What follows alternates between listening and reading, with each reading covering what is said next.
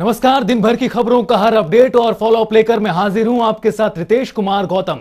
खबरों की खबर या फिर खबरों पर असर, हमारे संवाददाता खबरों के पीछे दौड़ते हैं दिन भर।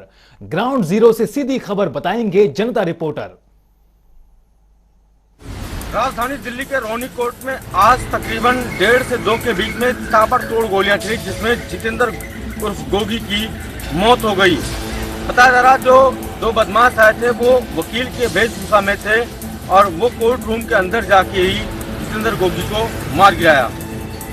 जवाबी कार्रवाई में पुलिस ने भी फायरिंग की और उन 2 बदमाशों को भी मार गिराया है। अब इसमें टोटल 3 लोगों की मौत हो चुकी है। आपको बता दें जितेंद्र गोगी दिल्ली एनसीआर के लिए एक बड़ा नाम था, बहुत बड़ा गैंगस्टर था। इसको पिछले साल गुरुग्राम से दिल्ली पुलिस की स्पेशल सेल ने गिरफ्तार किया था और इस पर 8 लाख रुपए का इनाम था। लेकिन सबसे बड़ा सवाल ये उठता है कि आखिर रोनी कोर्ट के अंदर ये 2 लोग जो थे ये पिस्टल लेके कैसे अंदर गए, इनकी जांच क्यों नहीं हुई। जो वहाँ पे तमाम सुरक्षा एजेंसियां होती हैं, इन्होंने जांच क्यों नहीं किया, ये एक बड़ा सवाल पुलिस पे कहीं न कहीं खड़ा होता है। फिलहाल शुरुआती दौर में ये पता किया जा रहा है ये जो 2 लोग आए थे जितेंद्र गोगी को मारने के लिए, जिसकी मौत हो गई है गोगी की, ये किस गैंग से संबंध रखते हैं। शुरुआती दौर में पता चला है कि टिल्लू गैंग से वास्ता रखते हैं, लेकिन जब तक पुलिस की तरफ से कोई ऑफिशियल बयान नहीं आ जाता है तब तक ये कहना साफ नहीं हो पाएगा कि ये वाकई टिल्लू गैंग से ही संबंध रखते हैं। अब देखने वाली बात होगी पुलिस किस तरह की तफ्तीश करती है और कितने लोगों का नाम सामने निकल कर आता है। भारत और अमेरिका के रिश्तों को लेकर आज का दिन बहुत अहम बताया जा रहा है, क्योंकि प्रधानमंत्री नरेंद्र मोदी और अमेरिकी राष्ट्रपति जो बाइडेन की आज मुलाकात होने वाली है। यह मुलाकात भारत के मुताबिक लगभग रात 8:30 बजे करीब हो सकती है, लेकिन जो बाइडेन से मिलने से पहले प्रधानमंत्री नरेंद्र मोदी ने अमेरिकी उपराष्ट्रपति कमला हैरिस से मुलाकात की और उसके बाद सबकी नजरें प्रधानमंत्री नरेंद्र मोदी और अमेरिकी राष्ट्रपति जो बाइडेन पर टिकी हुई है, जिसमें आतंकवादी और कई मुद्दों पर चर्चा हो सकती है। भारत अमेरिका के रिश्तों को लेकर आज का दिन बेहद अहम है। प्रधानमंत्री नरेंद्र मोदी और अमेरिकी राष्ट्रपति जो बाइडेन से मिल रहे हैं। ये मुलाकात भारतीय समय के मुताबिक रात 8:30 बजे होगी, लेकिन उससे पहले प्रधानमंत्री मोदी ने अमेरिकी उपराष्ट्रपति कमला हैरिस से मुलाकात की। अब सभी की नजरें अमेरिकी राष्ट्रपति बाइडेन और पीएम मोदी की मुलाकात पर टिकी हैं। बता दें आपको, आतंकवाद समेत कई अहम मुद्दों पर चर्चा होने की उम्मीद है। पीएम मोदी अमेरिका के 3 दिवसीय दौरे पर हैं। इस दौरान पीएम मोदी ने अमेरिकी उपराष्ट्रपति कमला हैरिस से मुलाकात की। कमला हैरिस ने पीएम मोदी का स्वागत किया, तो वहीं पीएम मोदी ने कमला हैरिस की तारीफ की। इसके साथ ही पीएम मोदी ने कहा कि कमला हैरिस दुनिया के लिए एक प्रेरणा है और मदद की। और तो वहीं पीएम मोदी ने कमला हैरिस को भारत आने का निमंत्रण दिया है। उन्होंने कहा कि अगर वो भारत आएंगी तो देश के लिए खुशी होगी। वहीं इस बातचीत के दौरान कमला हैरिस ने आतंकवाद को बढ़ावा देने पर पाकिस्तान को जमकर लताड़ लगाई। उन्होंने साफ कहा कि पाकिस्तान में आतंकी संगठन काम कर रहे हैं। हैरिस ने मांग की है कि इस्लामाबाद पर इस एक्शन ले ताकि अमेरिका और भारत की सुरक्षा पर असर न पड़े। ब्रिटेन सरकार द्वारा कोविशील्ड वैक्सीन लगाने के बाद भी भारतीयों को ब्रिटेन में 10 दिन तक क्वारंटाइन रखने के नियम पर वाद विवाद बढ़ता जा रहा है। आपको बता दें कि इन सरकार का कहना है कि भारत सरकार को भी ब्रिटेन की तरह उनके अंदाज में जवाब देने का अधिकार है। वहीं उन्होंने बताया कि ब्रिटेन के इस नियम को भेदभाव के रूप में देखा जा रहा है। आपको बता दें कि इन सरकार का कहना है कि जल्द ही इस मसले पर बातचीत से समाधान हो जाएगा। सरकार द्वारा कोविशील्ड टीका लगवाने के बाद भी भारतीयों के ब्रिटेन जाने पर 10 दिन तक क्वारंटीन के नियम पर विवाद बढ़ता जा रहा है। केंद्र सरकार ने कहा कि भारत सरकार के पास ब्रिटेन को उसी के अंदाज में जवाब देने का अधिकार है। सरकार ने कहा कि यह नियम ब्रिटेन द्वारा किए जा रहे भेदभाव को दर्शाता है। हालांकि सरकार को उम्मीद है कि यह मसला बातचीत से जल्द हल हो जाएगा। असम से एक खौफनाक वीडियो सामने आई है, जिसमें लोगों और पुलिस कर्मियों के बीच हिंसक झड़प हो गई। पुलिस के मुताबिक स्थानीय लोग अतिक्रमण के लिए आए थे। मामले को ठंडा करने के लिए मौके पर पुलिस पहुंची, पर स्थानीय लोगों ने पुलिस पर ही हमला कर दिया। अपने बचाव में पुलिस ने गोलियां चला दी। गोलीबारी में 2 लोगों की मौत हो गई और 9 पुलिसकर्मी घायल हो गए। इस घटना के बाद फोटोग्राफर का वीडियो भी वायरल हो गया, जिसमें वह एक मृतक शव के साथ बर्बरता दिखा रहा था। इस घटना के बाद आरोपी फोटोग्राफर को पुलिस ने गिरफ्तार कर लिया। असम के दरांग से एक खौफनाक वीडियो सामने आया है जिसमें पुलिस और लोगों के बीच हिंसक झड़प हुई। पुलिस के मुताबिक स्थानीय लोग अतिक्रमण करने आए थे। मामला ठंडा करने के लिए पुलिस पहुंची थी, लेकिन कार्रवाई के दौरान स्थानीय लोगों ने पुलिस पर ही हमला कर दिया। इसके बाद पुलिस ने अपने बचाव में गोली चलाई, जिसके बाद गोलीबारी में 2 लोगों की मौत हो गई, साथ ही 9 पुलिसकर्मी भी घायल हुए। इस घटना के बाद फोटोग्राफर का वीडियो वायरल हुआ, जहां पर वो एक मृत के शव के साथ बर्बरता करता हुआ दिखाई दिया। मामले में आरोपी फोटोग्राफर को पुलिस ने गिरफ्तार कर लिया है। यूपी विधानसभा चुनाव को अब ज़्यादा समय नहीं बचा है और सभी पार्टियों ने अभी से चुनाव की तैयारी शुरू कर दी है। वहीं यूपी चुनाव से पहले बीजेपी और निषाद पार्टी ने अपने गठबंधन का ऐलान कर दिया है। बीजेपी और निषाद पार्टी की तरफ से प्रेस कॉन्फ्रेंस कर इसकी जानकारी दी गई। वहीं इस गठबंधन में अपना दल भी शामिल है। यूपी चुनाव के प्रभारी धर्मेंद्र प्रधान ने कहा कि इस गठबंधन से एनडीए को मजबूती भी देगी और 2022 में एक बार फिर से बीजेपी की जीत सुनिश्चित है। 2022 का यूपी विधानसभा चुनाव भारतीय जनता पार्टी और निषाद पार्टी मिलकर लड़ेंगे। दोनों पार्टियों के गठबंधन का ऐलान कर दिया गया है। बीजेपी और निषाद पार्टी की तरफ से प्रेस कॉन्फ्रेंस कर इस बात की जानकारी दी गई। दोनों पार्टियों के गठबंधन में अपना दल भी शामिल है। प्रेस कॉन्फ्रेंस में बीजेपी प्रदेश प्रभारी धर्मेंद्र प्रधान, प्रदेश अध्यक्ष स्वतंत्र देव सिंह के साथ साथ निषाद पार्टी के संजय निषाद भी शामिल रहे।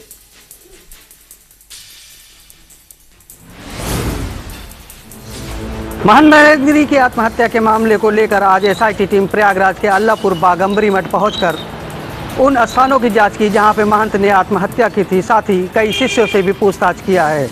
ऐसा बताया जा रहा है कि एसआईटी टीम आज क्राइम सीन क्रिएट करके उस पूरे वाकया को फिर से दोहराएगी और इस घटनाक्रम की अपने तरीके से जाँच करेगी।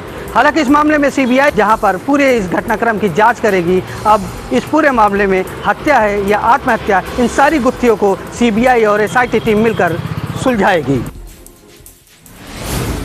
प्रधानमंत्री नरेंद्र मोदी के जन्मदिन के उपलक्ष्य में आयोजित सेवा और समर्पण कार्यक्रम में शामिल होने के लिए केंद्रीय वित्त मंत्री निर्मला सीतारमण शुक्रवार को पंचकुला पहुंची।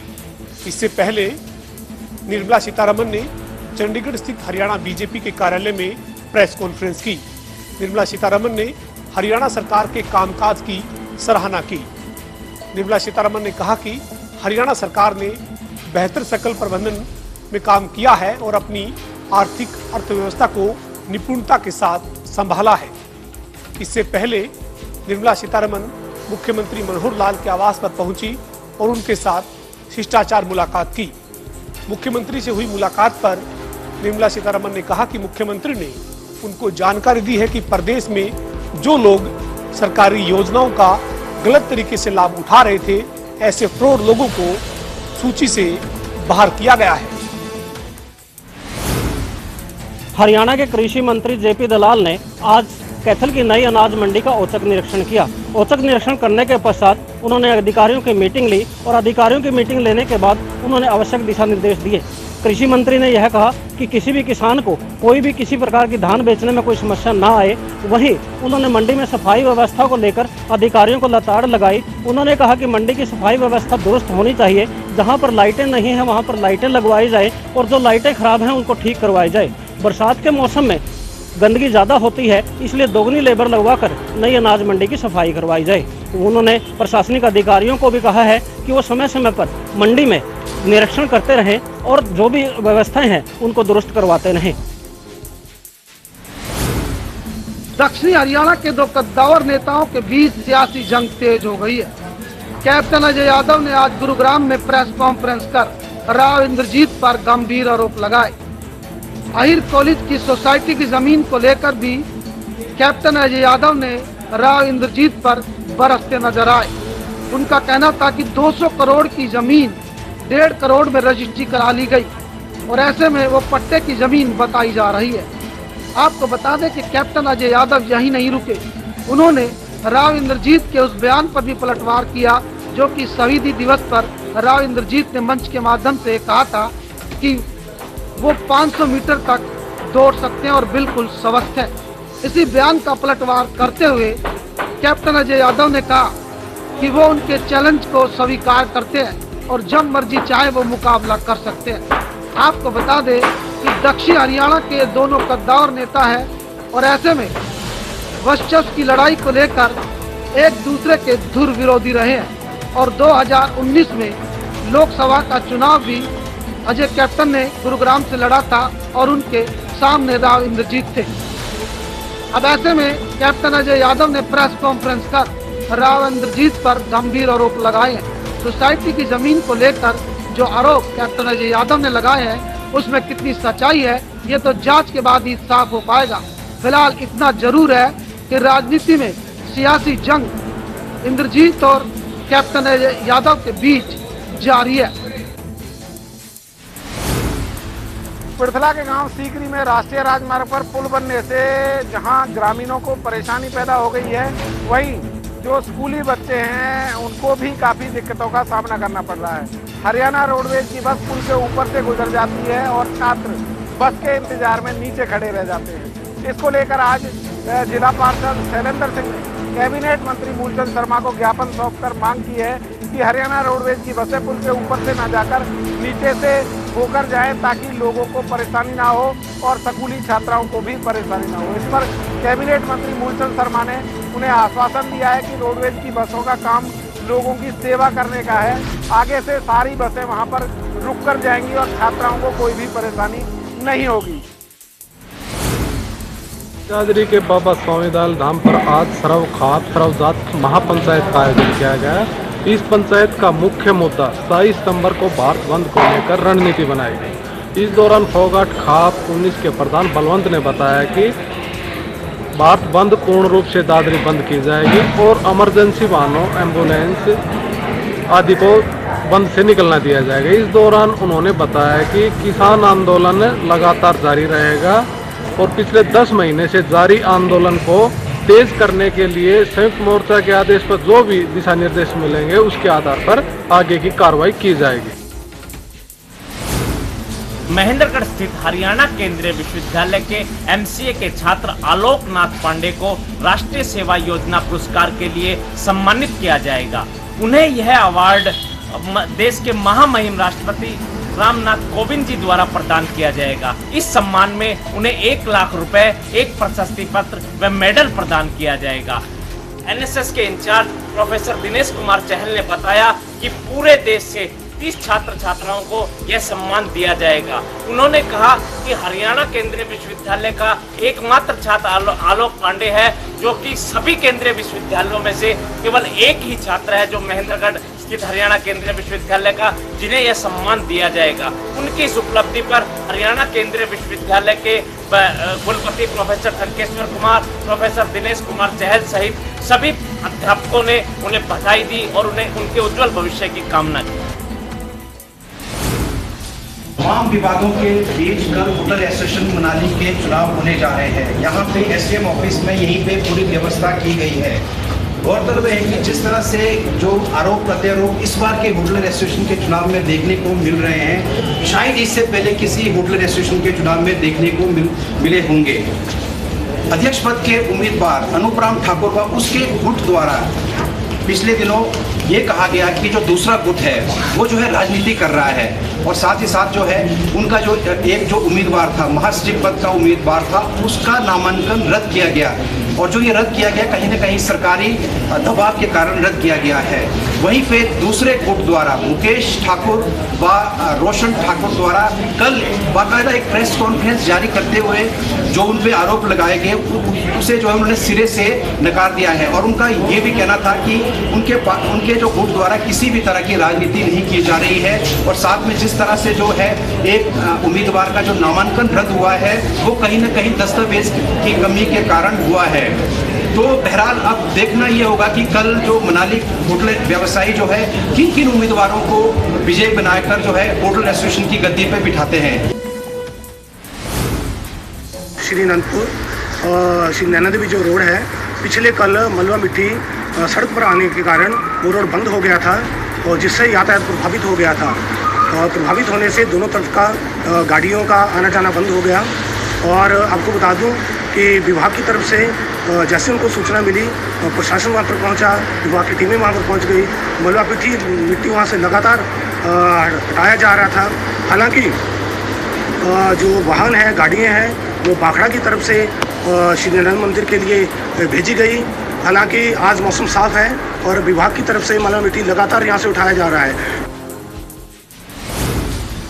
डबवाली में 9 गांव की किसानों की ओर से भातमाला योजना में अधिग्रहण की गई भूमि के 4 गुना मुआवजे की मांग और अन्य विभिन्न मांगों को लेकर किसानों की ओर से एसडीएम कार्यालय का घेराव किया गया, जहां पर भारी संख्या में पुलिस बल को तैनात किया गया था और सैकड़ों ट्रैक्टरों पर सवार होकर किसान गोल चौक से होते हुए एसडीएम कार्यालय में पहुंचे, जहां पर कई घंटों तक किसानों की ओर से रोष प्रदर्शन किया गया और हरियाणा सरकार को डबवाली के तहसीलदार के मार्फत एक ज्ञापन भी सौंपा गया है, जहां पर डबवाली के कई संगठनों के प्रतिनिधि मौजूद रहे और किसानों ने मांग की है कि यदि जल्द ही उनकी तमाम मांगों को पूरा नहीं किया गया तो फिर एक बड़ी रणनीति बनाने को मजबूर होंगे। इस समय खड़े हम सदरपुर के सरकारी स्कूल में, जहां पर बता दें कि पिछले 3 दिन पूर्व गांव के ही एक व्यक्ति ने सरकारी स्कूल से पेड़ काट लिए थे, जिसको लेकर सरकारी स्कूल के मुख्य अध्यापक ने करोंडा थाने में जिस प्रकार से दरखास्त दी थी, उसके बाद जो यह विवाद उत्पन्न हुआ उसको लेकर पूरे 3 दिन से गाँव में तनाव की स्थिति है। बता दें कि देर रात पुलिस जो आरोपी है जिसने स्कूल से पेड़ काटे थे उसको गिरफ्तार करने के लिए गई थी। ग्रामीणों ने जो युवक जो आरोपी है उसकी अगुवाई में पुलिस की गाड़ी को तोड़ दिया था। न सिर्फ पुलिस की गाड़ी को तोड़ा बल्कि पुलिस और जो गांव में पहुंची थी उसमें पत्थरबाजी की और बंदूक से कहीं ना कहीं गोली चलाकर पुलिस को घायल करने का प्रयास किया है। आज सुबह गाँव जो स्कूल है उसके मुख्य अध्यापक समेत अध्यापकों ने करोंडा थाने में जाकर सुरक्षा की मांग की थी। देर करीब 11 बजे दोपहर को पुलिस डीएसपी जय सिंह समेत पूरा स्टाफ स्कूल में पहुंचा है और सुरक्षा की मांग करते हुए पुलिस ने पूरी सुरक्षा स्कूल के अध्यापकों को दी है। बरसात के कारण छत गिरने के बाद हुए हादसे पर कार्रवाई करते हुए पुलिस प्रशासन ने स्कूल संचालक दिनेश कुमार को गिरफ्तार कर लिया है। पुलिस ने दिनेश को गिरफ्तार के बाद अदालत में पेश किया। वहीं इसी मामले को लेकर गन्नौर के डीएसपी जोगेंद्र राठी ने कहा कि पुलिस द्वारा जांच में सामने आया है कि इस पूरे मामले में स्कूल संचालक की घोर लापरवाही को देखने को मिली है। हादसे को देखते हुए लगता है कि पहले स्कूल की दीवार जमीन में धंसी, उसके बाद स्कूल के बच्चों पर छत गिरी है। छत गिरने के कारण करीब 25 बच्चे घायल हो गए थे। सभी घायलों को अस्पताल में दाखिल कराया गया था। सभी बच्चों की हालत सामान्य है। अस्पताल में उपचार के बाद सभी बच्चों को छुट्टी दे दी गई है। पुलिस मामले की पूरी जांच कर रही है। पुलिस मामले में जो भी दोषी पाया जाएगा पुलिस द्वारा सख्त कार्रवाई की जाएगी। बहादुरगढ़ के सोलधा गांव में जिम संचालक युवक की गोलियां मारकर हत्या कर दी गई। गुरुवार रात को जिम संचालक युवक अपने जिम में बैठा था। उसी दरमियान कुछ युवक आए और ताबड़तोड़ गोलियां चलाकर उसकी हत्या कर दी। आरोपी जाते जाते डीवीआर और उसकी फॉर्च्यूनर गाड़ी भी लेकर फरार हो गए। मृतक के परिजनों की शिकायत पर पुलिस ने मामला दर्ज कर लिया है। पुलिस अधिकारियों का कहना है कि मौके पर जो सबूत मिले हैं और परिजनों से जो बात हुई है उसके आधार पर जल्द ही आरोपियों का सुराग लगा लिया जाएगा। फिलहाल पुलिस मामले की जांच में जुटी हुई है। तो पुलिस को एक बड़ी सफलता हासिल हुई है। नकली सोना देकर पैसे कमाने वाली गैंग को पुलिस ने रंगे हाथों धर दबोचा। आपको बता दें कि सुबह से ही ये लोग एक शिकार की फिराक में थे। इन्होंने अपने शिकार को चुना एक नौजवान युवक को। नौजवान युवक को पहले इस गैंग के सदस्यों ने असली सोने का पीस दिया ताकि वो उसको सुनहरे के पास जाए, वहां पर चेक करवा ले। जब सुनहरे के पास गए तो सोने की पुष्टि हुई कि ये